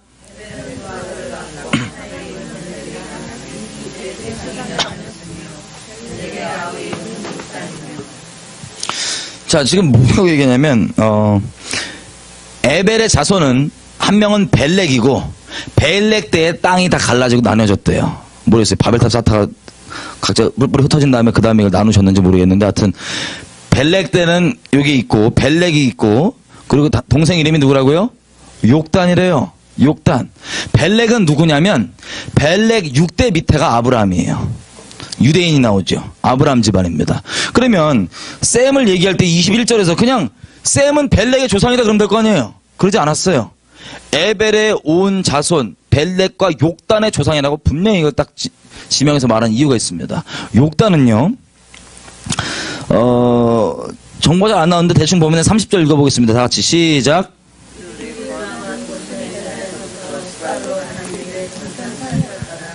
아멘. 자, 욕단과 그 집안들이 사는 데가 어디냐면은, 메사에서 스바래요. 이 발음 조심하셔야 됩니다, 이거. 메사에서 스발. 예. 자, 학자들이 이렇게 얘기를 해요. 스발이 어딘지를 모른대요. 근데 메사는 어딘지 알아요. 제가 지금 지도가 없어갖고 이거 안타까운데 제가 그려볼게요. 자, 여기, 이스라엘. 여기 터키, 여기 중동, 그리고 여기 중앙아시아, 여기 중국, 여기 한국. 잘 보이시죠? 중국, 중동, 이스라엘, 터키. 대충 이렇게만 해볼게요. 메사가 어디냐면요, 이란 동쪽이에요, 지금. 이란 동쪽으로 해야 되나? 이란 끝에 쪽이에요. 서쪽으로. 하여튼, 예. 끝에 쪽이에요. 거기가 메사예요. 근데 스발은 어딘지 몰라요. 스발은 히브리 말 그대로 읽으면 세발입니다. 세팔.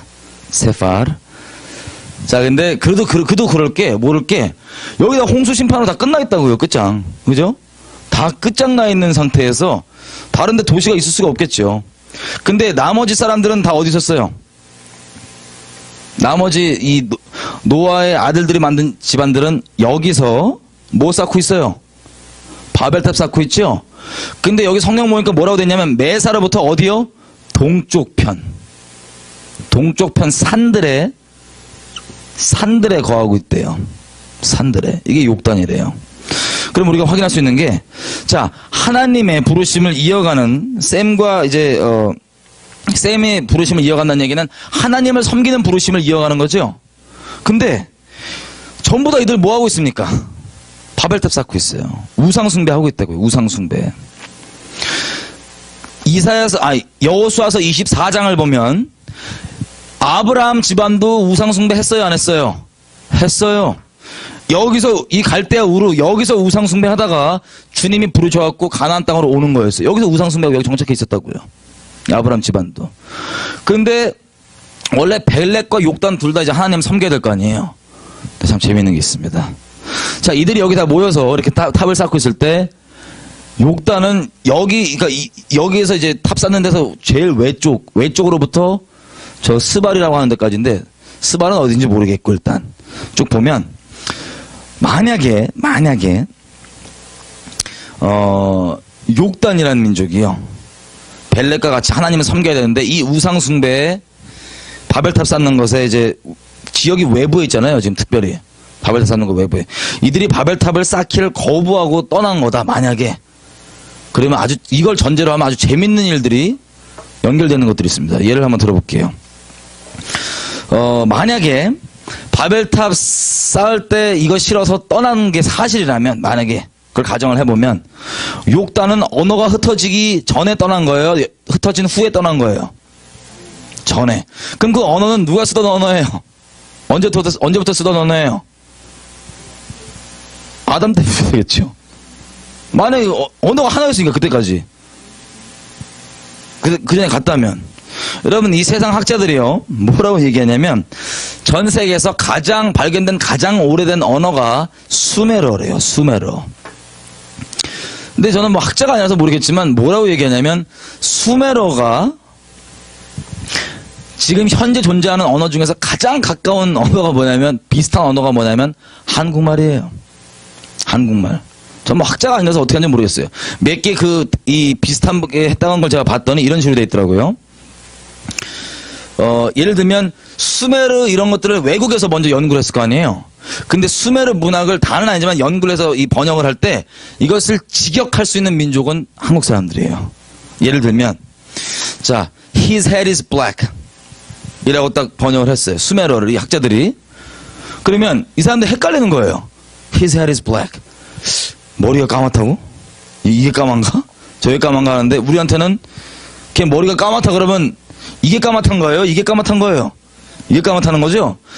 이런 식으로 수메르어를 이 외국 사람들이 번역을 하면 이 직역을 한국 사람들이 다 할 수 있는 거예요.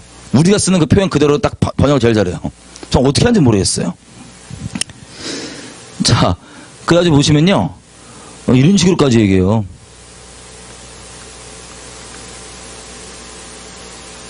이게 왜 안 열려요? 뭐라고 얘기하냐면, 이 순찰을 모르고 진리를 모르는 어떤 세상학자들도 수메르 말과 한국말이 너무나 비슷하니까, 야, 수메르 문명은 한국 사람이 만든 거야 라고 책을 씁니다. 이게 보여줘야 되는데, 나왔어요? 안 나왔어.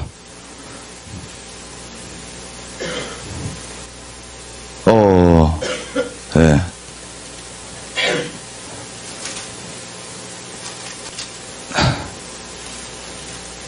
자, 진리를 모르고 성경을 모르는 학자들도요, 이 수메르어와 한국어에 대한 이 유사성을 보고 놀라갖고 하는 말이, 본인이 이제 민족주의로 껴맞춘 거죠. 수메르 민족도 한국 사람들이 만들었다. 이스라엘 민족도 한국 사람들이 만들었다.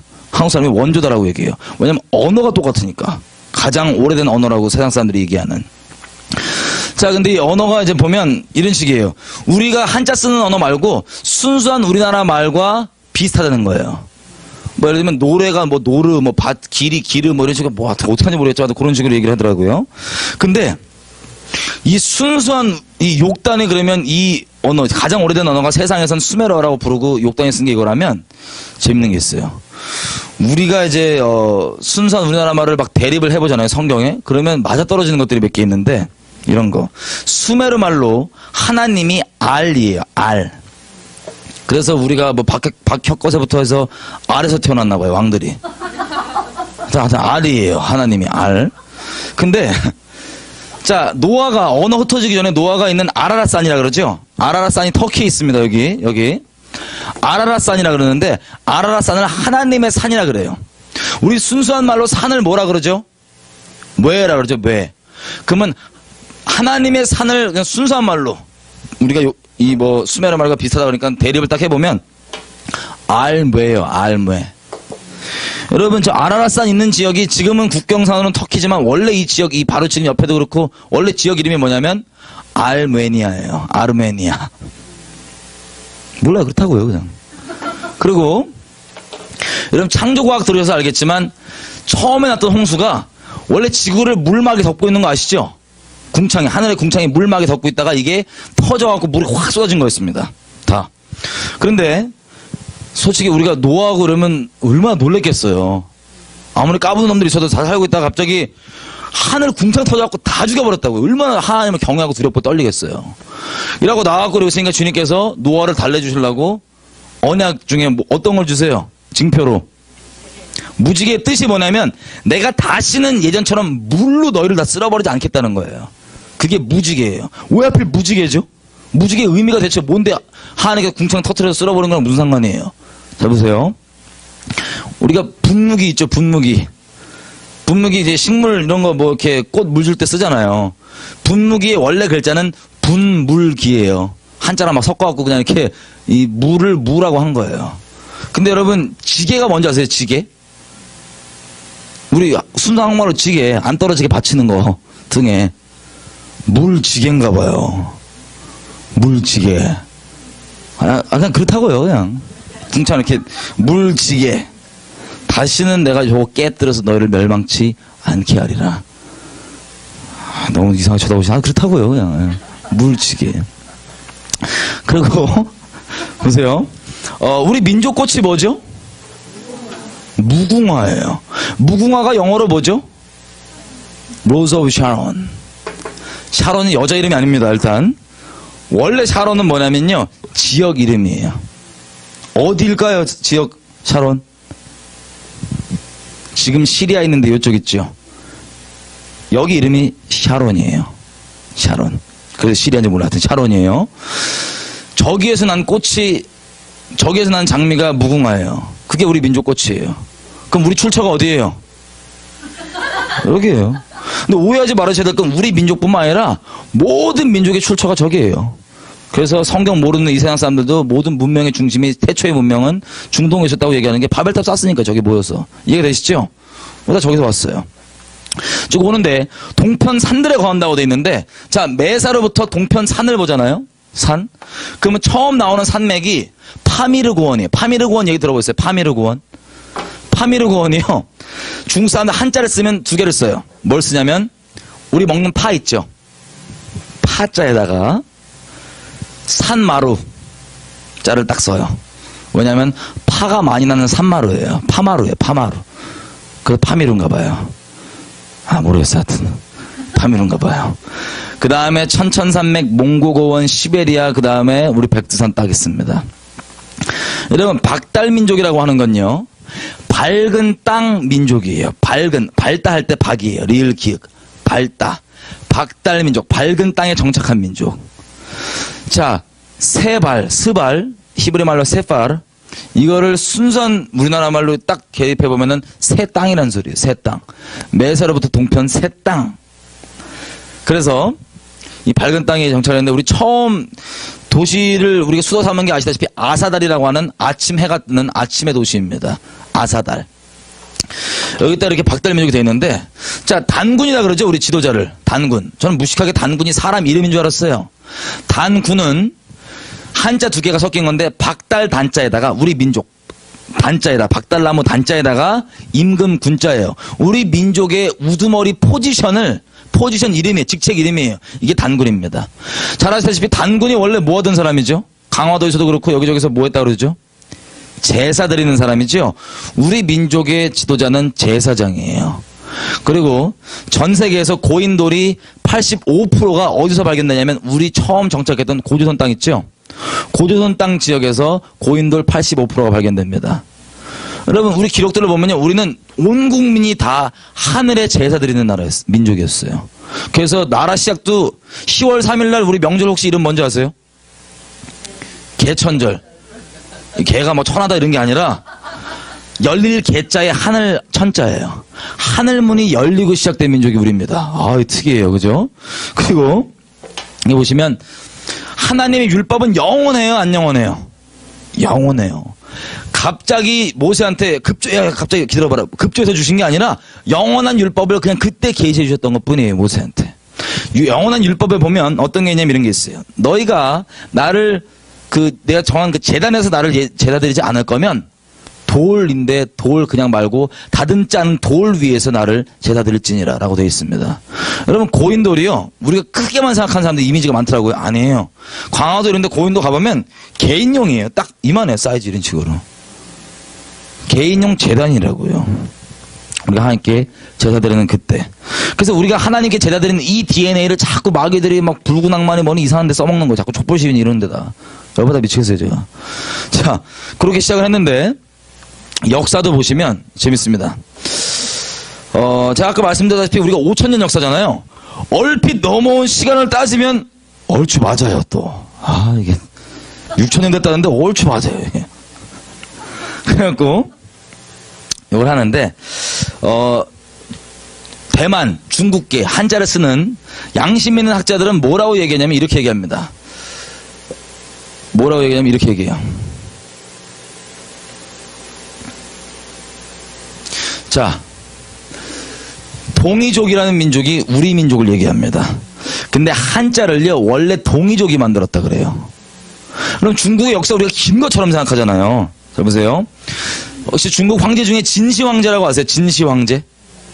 그 진시 황제가 뭐냐면 우리 시초 시작할 때 그 시자예요. 진시 황제. 중국의 첫 번째 황제예요. 그럼 그 전에 그 길게 이 중국 사람들이 얘기하는 그 역사들은, 중국의 역사들은 누구 거예요? 우리예요. 우리 역사예요. 사망오제 이런 것들 있죠? 물론 엉망진창의 역사이긴 하지만 우리 얘기예요. 이렇게 우리가 여기 와서 정착해갖고 그러고 있는데 중국 애들이 언어가 흩어져갖고 막 온 거예요. 용숭배 애들이 온 거예요. 와갖고 이렇게 있다가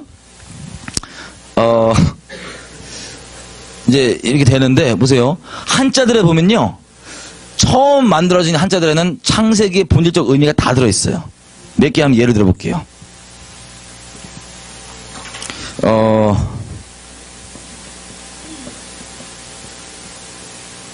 자, 나무 두 개의 여자가 밑에 있습니다. 이게 뭐냐면 탐하다, 막 가질 탐하다 있지. 탐람할 남자예요. 여러분 저 여자 누군지 아시는 분 이름? 하와누님이. 이 전우님 때문에 우리 고생을 하고 있는데 이 탐람할 남자예요. 그리고 금연, 주차 금지, 금하다 할 때 있죠? 이것도 나무가 두 개 있고요. 보일시자가 있어요. 나무 밑에 보일시자인데 보일시자는 한자에서 하나님을 뜻합니다. 축복, 기도 이런 거 할 때 다 이렇게 변형돼서 들어가 있어요. 하나님을 뜻하는데 나무 밑에 하나님이 딱 버티고 있는 게 금지하다예요. 저 나무 이름 뭘까요? 예, 선악과 뭐 생명나무 뭐 이런 거겠죠. 자, 이렇게 돼 있고 또 의를 얘기할 때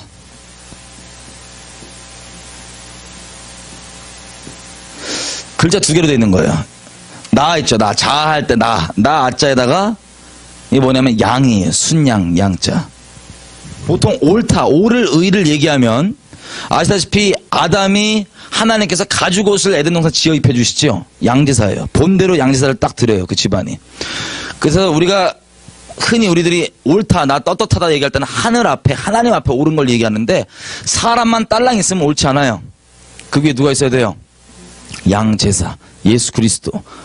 양제사가 있어. 이게 옳은 거예요. 주님 앞에. 또 점점 눈빛들이 이상해지십니다. 남자예요. 남자. 밭 전자에다가 심력자예요. 여러분 우리가 지금 오해할 수 있는 게 뭐냐면 죄인이다 보니까 뭐만 집중하냐? 오직 선악과에만 집중해요. 하나님께서 원래 우리에게 주신 건요, 에덴 동산에서 먹을 것 다 공짜로 네가 다 먹어. 다 네 거야. 그 대신에 요것만 먹지 마. 여러분 이거 좋은 거예요? 안 좋은 거예요?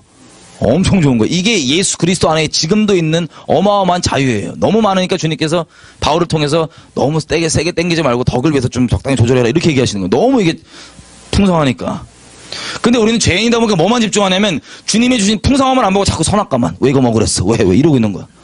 안타까워요. 자, 아담도 다 자기 거였는데 죄를 범하였더니 이제 어떻게 해야 돼요? 하나님의 저주가 이겁니다. 네가 이제는 쎄 빠지게 힘줘서 밭을 갈아야지. 그래야 먹는다. 남자 저주예요. 그래서 이 한자들에는요 다 이렇게 하나님의 이 말씀들이 그대로 들어져 있습니다. 이거 보세요. 지킬 보자. 지키라는 거예요. 안보, 뭐 보안, 보호할 때 지키라는 건데 이게 사람 인자입니다. 그리고 사람 입이에요. 그리고 나무복, 뭐냐면 사람 주댕이를 나무로부터 보호하는 거. 이 나무가 뭘까요? 선악과. 주댕이 자꾸 먹으려니까 이거 보호하는 거. 이게 보자고요. 아름다움을 믿자도 양의 크심, 어린 양의 크심, 이게 아름다운 거예요. 그리고 마지막 요것만 볼게요. 배선자. 아이고 뭐야. 자, 이 배선자가 세 글자로 되어 있는데요. 이 앞에 것만으로도 돛단배 주자예요. 이것만으로도 배라고요. 근데 위에 뭐가 있냐면 숫자 8이 있어요. 8. 그리고 입 9가 있어요. 여러분, 우리가 인구를 population이라고 그러잖아요. 그죠? 입은요, 사람을 얘기해요. 식구, 인구. 근데 그 당시 때 보세요. 한자라고 하는 건 그 당시 때 사람들이 공통적으로 가지고 있는 컨셉을 그림으로 표현한 게 한자예요. 그 당시 때 가지고 있는 공통된 컨셉을 그림으로 표현한 거. 그 사람들에게 큰 배는 그냥 배가 아니고 8명이 탄 배예요. 이거 뭐죠? 노아의 방주예요. 자, 이런 식으로 한자에는 이 성경적인 내용들이 그대로 들어있는데 이것을 우리가 만들었다고 얘기합니다. 양심 있는 학자들은 중국에서도. 자, 그래서 정책을 하고 있었었는데 이들이 왔어요. 우리 국력을 한번 5,000년 역사 동안 국력을 한번 봅시다. 국력. 제일 뛰어난 국력, 언제 국가가 제일 강력하죠 지금? 대한민국 때요. 이때보다 강력한 나라 없습니다. 이때는 누구를 섬기고 있습니까? 우리 주님을 섬기고 있어요. 그럼 뭐 오후에 더 자세하게 알아보겠지만 하나님을 섬기고 있죠. 그 다음에 강력했던 때가 기록이 확실히 불태워져서 잘 모르지만 고조선 때예요. 고조선 때. 그때도 얼핏 봤더니 지금 하나님 섬기고 있죠. 강력합니다. 근데 그 다음부터 국력이 쇠퇴해지는 때를 보면 우상 숭배하기 시작합니다. 하여튼 우린 죄를 빨리 배워요, 사람은. 그래서 언어도 욕부터 배우잖아요, 죄인이다 보니까. 그 지역이 아주 죄성을 쪽 빨아들였는데 중국 애들이 이거 뱀 섬기다 이렇게 오니까 이거 배운 거예요. 그래갖고 우리가 뱀 문화를 쪽 빨아 들어갔고 세상에 세숫대야를 용 아니래요. 이거 용 아니면 확 긁어야지 이걸. 왕의 옷은 용포래요. 다 찢어버려야지 이걸. 앉는 자리는 용좌 뭐 이런 식으로 전부 다 용이야, 용. 원래 우리 그게 아닌데. 그래갖고 자 고구려 때 보시면 불교 뭐 이런 우상숭배 받아들이기 시작하고 고려 때는 아예 그냥 신라 고려 때는 그냥 불교 세팅해버리고 점점점 쇠약해지죠. 그리고 조선 때는 유교 그냥 막 계속 쇠약해질 대로 쇠약해지다가 다시 예수님 믿으니까 초강력 되는 거예요 지금. 자, 이런 과정 가운데 보고 싶은 게 이런 겁니다. 여러분, 우리나라가 조그매요 안 조그매요? 조그마죠. 뭐 지금 제일 조그만데 하여튼 조그매요. 이스라엘 조그매요 안 조그매요? 조그마죠. 예레미야서 2장 한번 잠깐 읽어보겠습니다. 이런 내용이 있습니다.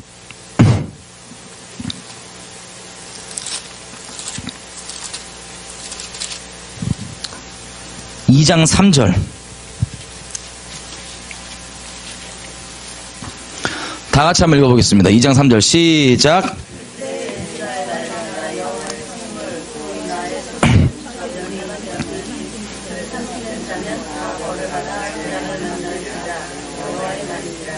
아멘, 아멘. 자, 지금 뭐라고 얘기하냐면 이스라엘이 하나님의 첫 열매인 증거는 다른 민족이 쳐들어오거나 건들면은 하나님께서 그 민족을 박살내시는 게 첫 열매의 증거라고 얘기합니다. 여러분, 우리 민족이요 지난 5천 년 동안 전쟁을 몇 번 겪은지 아세요? 평균 3년 4년에 한 번꼴로 전쟁을 치렀어요. 지금 유일하게 전쟁이 없는 지금은 하나님의 은혜 때문에 그렇습니다. 유일한 시간이에요 지금. 하나님의 은혜 때문에. 평균 우리는 3년 4년꼴로 전쟁을 치른 아주 치열하게 살았던 민족이에요. 그것도 맨날 쳐들어왔어요. 우리가 쳐들어간 게 아니라 맨날 쳐들어왔어요. 근데 없어졌어요 안 없어졌어요? 끝까지 버틴 거예요. 다른 민족도 여러분 쳐들어와서 없어진 민족도 많습니다. 흡수돼버리고 끝나는 민족들. 우리는 끝까지 버틴 게 조그만 놈들이.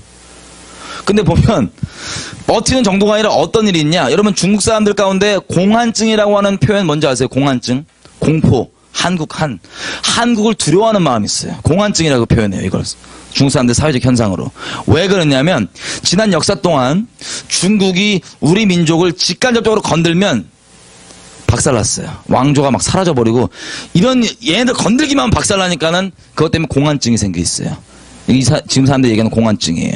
그리고 최근에는 우리를 붙잡았던 민족이 어디죠? 괴롭혔던? 일본. 일본 괴롭혔다가 어떻게 됐어요? 히로시마에 못 떨어졌어요. 뭐 일본 분들에게 죄송한 얘기지만 박살났죠? 자, 이 조그만 민족 겨우겨우 버티고 있는데 하나님이 인류 역사의 주인공이시라고요. 국경과 경계를 정하시는 건 주님이시라고요. 이게 국경 안 없어지고 끝까지 버티고 있는데 건들면 다 중국도 어디도 막 박살나요. 우리 민족도 그렇습니다. 자, 그래서 보면 1800년대 말, 그때가 이스라엘에는 어떤 일이 일어나는 거냐면, 이스라엘 민족이 이제야 우리나라로 돌아가자라고 할 때 동시에 우리는 어떤 일이 일어났냐면 하나님의 복음이 들어오기 시작했습니다. 생각해서 우리가 막이면 영적전쟁 기준으로 이것들이 욕단과 이거 벨렉 이러고 있는데 갔어. 근데 보다 결국에는 우리가 집중돼서 이어지는 게 아브라함 쪽으로 이어졌지만 저쪽에 갔겠죠. 내버려 뒀던가 뭐 있겠죠. 근데 이게 죽어도 이게 안 없어지고 계속 버티고 있어요. 그러다가 이스라엘 민족 다시 돌아가려고 그럴 때 동시에 복음이 들어가요. 그래서 막 뒤집어져요 막. 그래갖고 부흥이 나고 막 이러는데, 여러분 생각해보세요. 말씀이 아무리 들어가도 그걸 자라나게 하시는 분은 주님이세요. 우리가 아무리 씨를 뿌리고 물을 줘도 자라나게 하시는 분은 주님이시라고요. 다른 아시아 국가들의 복음이 우리보다 훨씬 먼저 들어갔지만 이렇게까지 성장하지 못했어요. 왜냐하면 우리가 잘나서가 아니라 주님께서 강권적으로 유례없는 부흥을 우리 가운데 허락해 주셨습니다. 자, 요렇게 일어나서 갈 때가 맞물려서 어떻게 되냐? 유대인들이 돌아가려고 그럴 때, 이제 이스라엘 나라가 생기려고 그럴 때, 우리에게 복음이 들어가서 막 부흥이 터져나오고 막 이럴 때, 이스라엘 민족은 누굴 건드렸어요? 누구를 붙잡았어요, 마귀가? 히형, 히틀러 잡아갖고 유대인들 막 죽여버리고, 우리는 일제의 시대 가운데 있었습니다. 여러분, 공교롭게도 독일이랑 일본이랑 어떤 관계였는지 아시죠, 그때? 동맹 관계였어요, 동맹. 참 이게 신비라고 놀라워요. 그래서 우리 민족 가운데 이게 때가 되니까 보세요. 내버렸더니 복음이 들어가니까 뻥 터지는 거예요. 와, 올 게 왔나 보다. 이거 뭐냐. 그래서 이쪽은 독일, 이쪽은 일본으로 이걸 딱 막아가는데, 여러분 우리가 이 고대 이 기록들이 왜 다 사라진 줄 아세요? 되게 희미하고 뿌옇게 왜 있냐면, 일제 때 우리 이 옛날 기록들 다 없애버렸어요. 여러분 우리가 에베소 2장 2절 보고 얘기하지만 그냥 세상 사람들이 그냥 죄성으로만 사는 게 아니라 공중의 권세 잡은 자 따라 사는데, 우리가 지금 복음이 들어가고 우리가 본 것처럼 원래 부르심을 파악하고 깨달으면 어마어마한 좌로나 우로나 치우치지 않고 전진함이 있겠죠. 그래서 이것들을 쓸어버리고 없애버린 거, 기록들을. 이것도 영적 전쟁의 일환 중에 하나였습니다. 쉽게 얘기하면. 자, 그 다음에 신사참배 이 시도도 마찬가지예요. 타협케 하고 그렇게 하는 거. 우리가 타협을 했죠. 그래서 하나님이 신사참배 우리가 타협하고 은혜를 욕으로 갚고, 하나님께서 은혜 베푸셨던 평양 땅 가운데 하나님 없이 우리끼리 잘 먹고 잘 살겠다고 하는 사회주의 공산주의 딱 들어와서 우리에게 심판이 일어났던 겁니다. 남과 북으로 나라가 나뉘었고요. 그 다음에 6.25로 하나님의 심판을 우리가 겪게 되었었습니다. 자, 여기까지가 우리가 지금 보는 이스라엘과 우리나라의 영적인 연결과 관계인데, 우리가 형제인 겁니다. 영적으로. 그래서 다시 말씀드리지만 오해하지 마세요. 우리 민족만 잘났고 남의 민족 안 잘났다는 게 아니라 우리 민족의 부르심을 보기 위해서 그런 거예요. 우리 민족의 부르심은 모든 민족의 부르심은 똑같습니다. 열방의 부흥과 이스라엘의 회복입니다. 근데 우리 민족은 열방의 부흥과 특별히 이스라엘에 대한 직접적인 위로의 부르심이 있습니다. 고린도후서 1장 보시면 우리가 그리스도 안에서 겪게 되는 일들 있죠. 이것들을 뭐라고 얘기하냐면 다른 사람에게 이것이 위로의 통로가 된다고 돼 있어요. 여러분, 우리가 누구에게 위로를 받을 때요, 누가 와서 야 힘내라 이렇게 얘기하는 거 말로 위로 맞아요. 근데 진짜 진심으로 위로받을 때는 누가 굳이 아무 얘기 안 한다 할지라도 내가 이 겪고 있는 아픔과 이런 것들을 이 사람이 똑같이 겪거나 알고 있는 사람이 옆에만 있으면 그냥 위로가 돼요. 이게 이스라엘과 우리 가운데 주님께서 하시려는 직접적인 위로입니다. 정리하면요, 비록 우리의 죄악 때문에 남과 북으로 나뉘었습니다. 그리고 북한 정권은 우리의 죄악 때문에 생기게 된 조직화된 정사와 권세예요. 우리 민족의 부르심을 회방하기 위해서 만들어진 겁니다. 사단이 만든 겁니다. 우리 민족들을 보면 제가 이제 여러분 조총련이 뭔지 아세요? 조선족은 아시죠?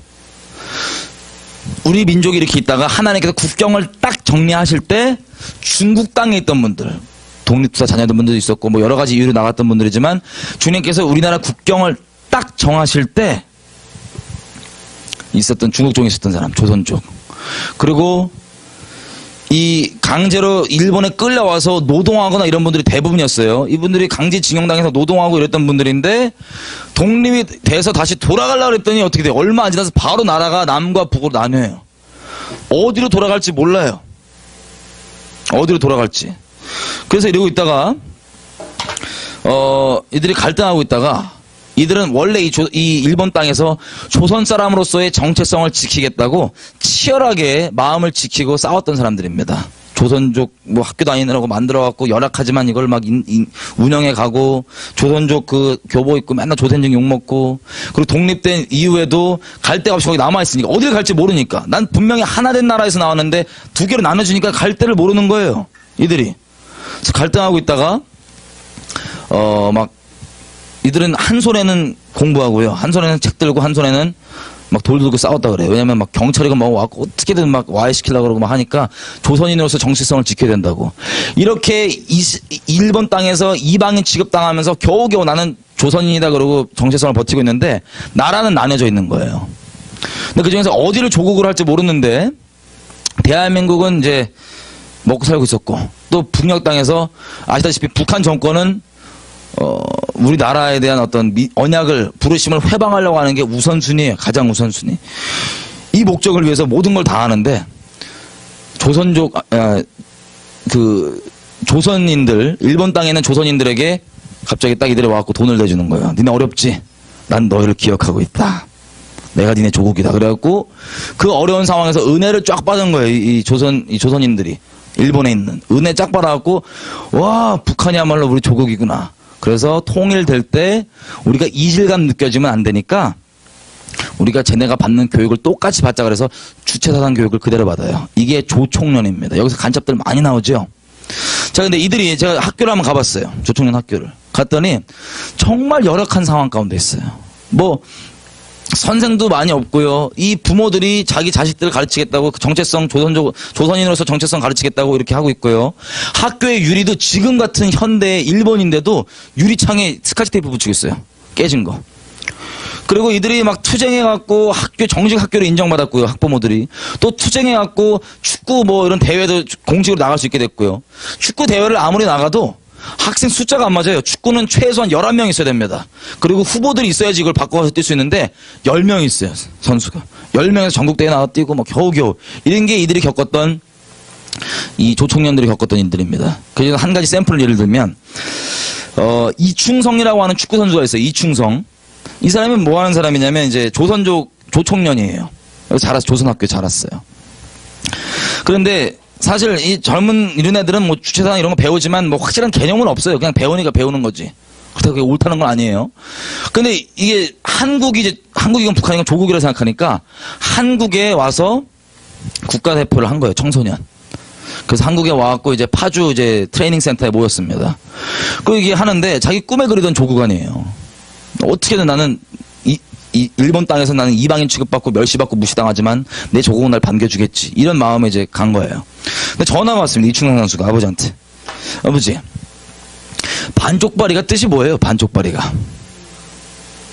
아버지가 그 의미를 얘기해 주니까 이게 너무 충격받은 거예요. 왜냐면 자기는 일본 땅에서 그렇게 이방인 취급받고 이렇게 하지만 나는 조선인이다. 나는 그래도 한국 사람이다 이러고 정체성을 지키고 있었는데 내 고향 땅 와봤더니 여기서도 이방인 취급받는 거예요. 그래서 너무 충격받고 이충성 선수가 귀화를 해요. 정체성이 혼란을 겪는 거예요. 나는 그건 뭘까? 정체성이 혼란을 겪다가 귀화를 합니다. 보통 이제 일본 분들이 귀화를 하면 일본 이름으로 바꿔요. 근데 이 사람은 나는 일본으로 귀화하지만 나는 이충성이다. 그래서 이충성이라는 이름 그대로 씁니다. 일본 국가대표 선수죠. 축구. 이게 이충성 선수입니다. 얼마나 가슴 아픈 일입니까 이게. 정말 놀랍게도 주님 안에서 제가 있을 때 이 조총련 학교 갔다 와 주님께서 통곡하는 마음을 주시는 거예요. 어떤 마음을 주셨냐? 우리 민족의 부르심이요. 비록 우리의 죄악 때문에 이런 일들을 겪고 있지만 그 와중에서도 하나님께서 합력하여서 선을 이루어주시는 부분은 이스라엘 향한 총체적인 직접적인 위로의 부르심이 있는데, 여러분 이스라엘 사람들이 유대인들과 사마리아인들의 그 갈등을 아세요? 마치 이들이 사마리아인과 같은 사람들이에요. 사마리아인과. 이방에서도 이방인 취급받고 본 유대인들과 이스라엘 사람들에게서 이방인 취급받는 이 혼혈 사마리아인이라고 하는 이들은 자기는 하나님 믿는다 이거예요. 이 민족적 정체성의 갈등까지도 우리 민족이 합력하여서 주님께서 그 이스라엘 향한 직접적인 위로를 위해서 합력하여 선을 이루어주시는 부분이 있는 거예요. 여러분 마찬가지입니다. 우리가 왜 여러분들이 지금 이 자리까지 나와 있고, 또 우리가 왜 조선족이 있고 고려인들이 있고 이렇게 조청년 민단 이렇게 나눠져 갖고 일본에서도 있고, 이게 왜 그러냐면요, 이스라엘 향한 총체적인 우리의 죄악 때문이지만 그 와중에 이스라엘을 직접적으로 위로할 수 있는 총체적인 부르심 때문에 이런 게 있는데, 하나님께서 이것을 너무 가슴 아파하시더라고요. 마치 엘렐리라바 사박단이 이스라엘 민족이 외칠 때 주님께서 꾹 참고 계시지만 마음 아파졌던 그 마음처럼 이 조청년들과 조선족들과 이분들을 생각하실 때 주님께서 갖고 있는 그 마음이 동일하게 있더라고요. 엄청나게 주님 앞에 울었었습니다. 여러분, 이게 이스라엘 향한 직접적인 위로의 부르심, 이게 바로 우리 민족적인 부르심입니다. 기도 좀 했으면 좋겠어요.